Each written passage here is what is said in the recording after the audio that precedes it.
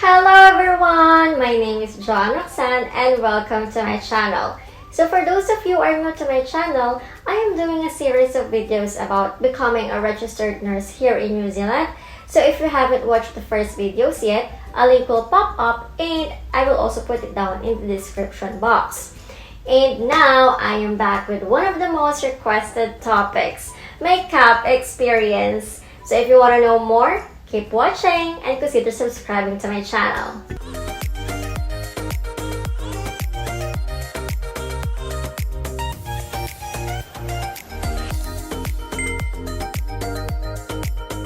So this is it. You finally received your CAP offer letter, or perhaps you've been already accepted in one of the CAP schools and you are wondering how the program will go.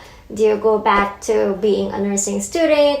Is it harder than the board exams in the Philippines or whichever country you come from? How long will it take?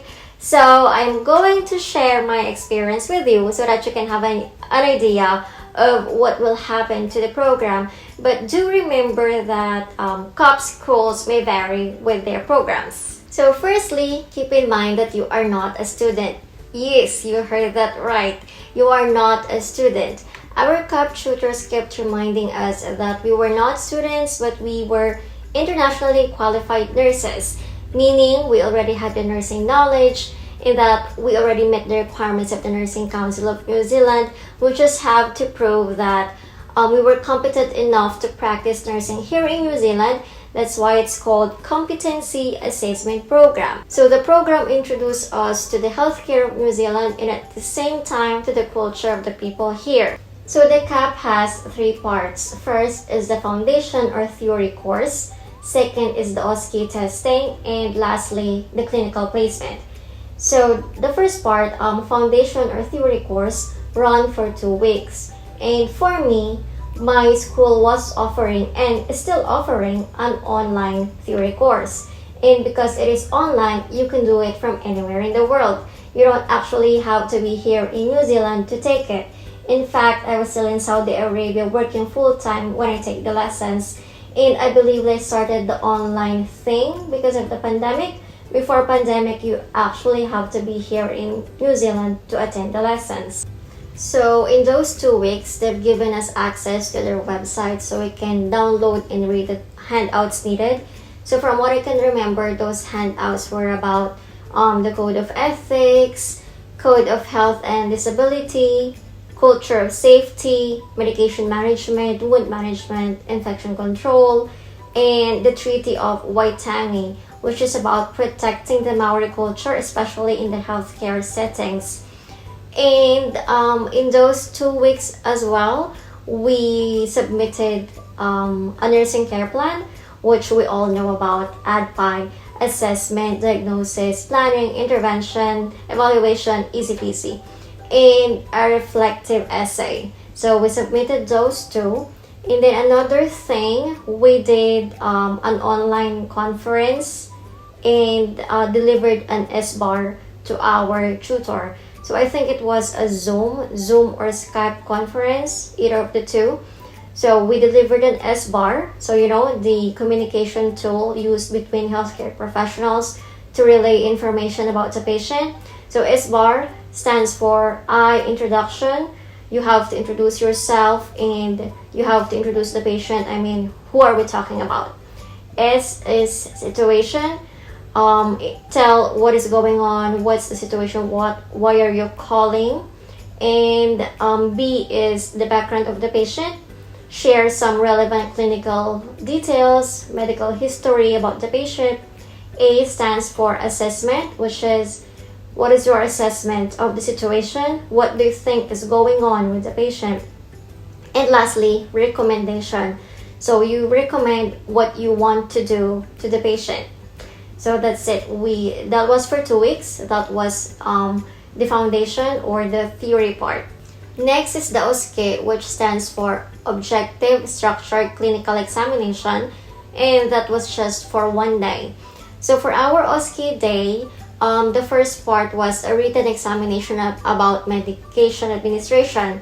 So the basic D over S times diluent plus IV fluids computation.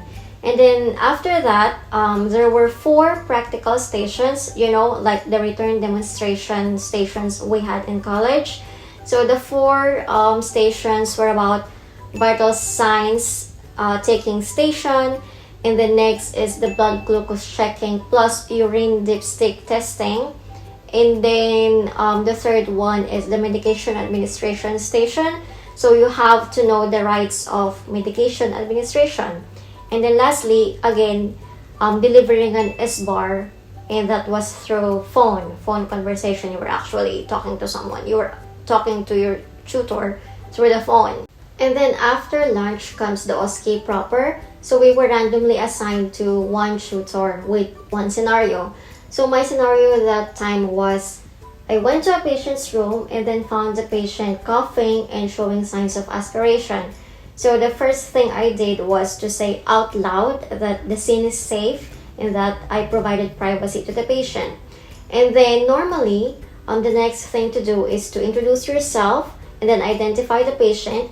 But since that was an emergency, I skipped introducing myself and went immediately to assess and help the patient.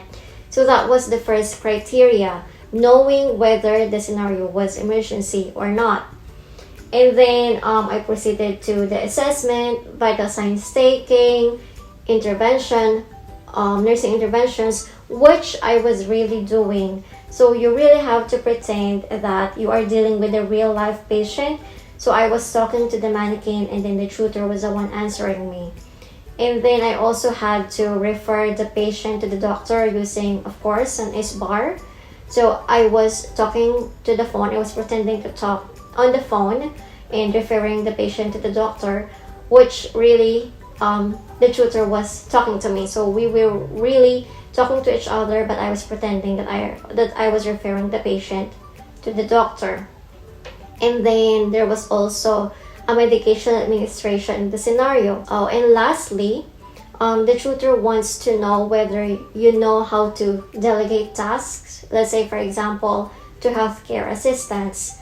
So I remember delegating something like, please make sure that Mrs. Jones is sitting upright, especially during meal times, and then inform me immediately if you see signs of aspiration like coughing and shortness of breath.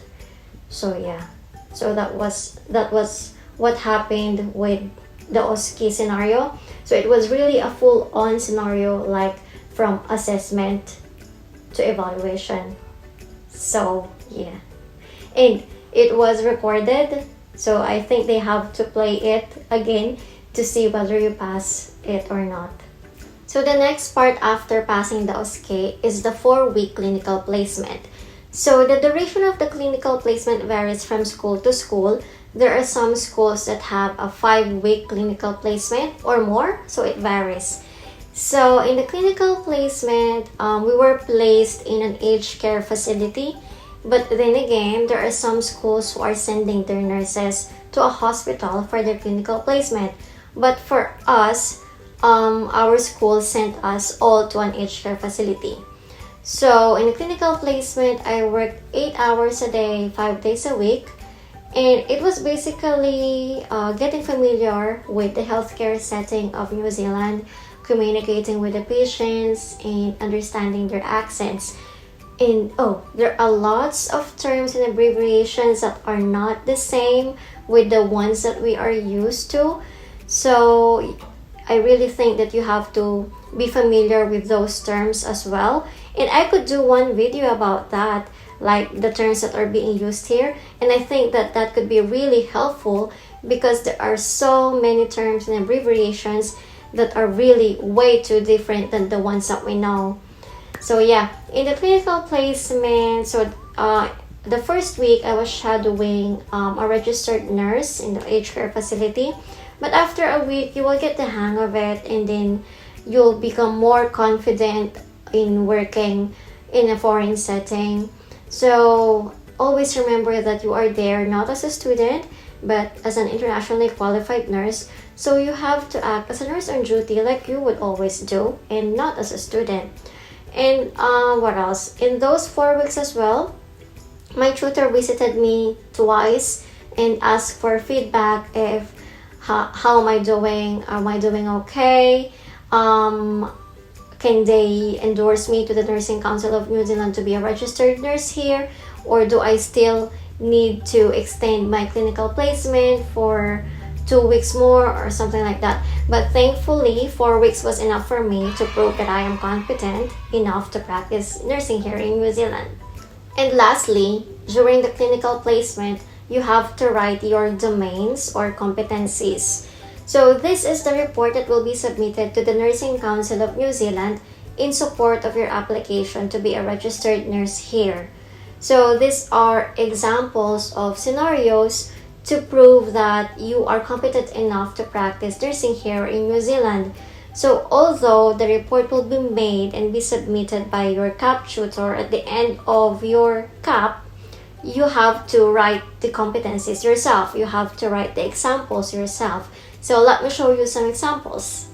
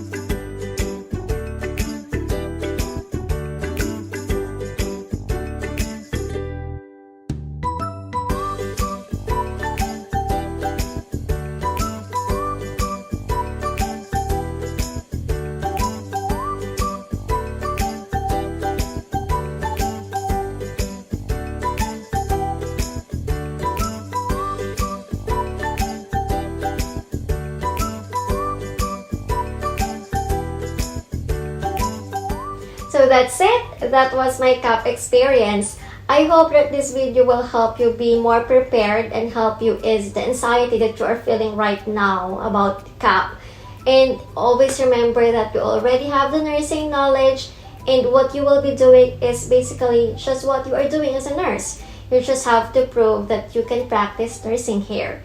So for my next video, I will be sharing my job hunting experience here in New Zealand. So consider subscribing to my channel so that you will be updated when my next video is up. Thank you so much! Was cold at night when you came into my troublesome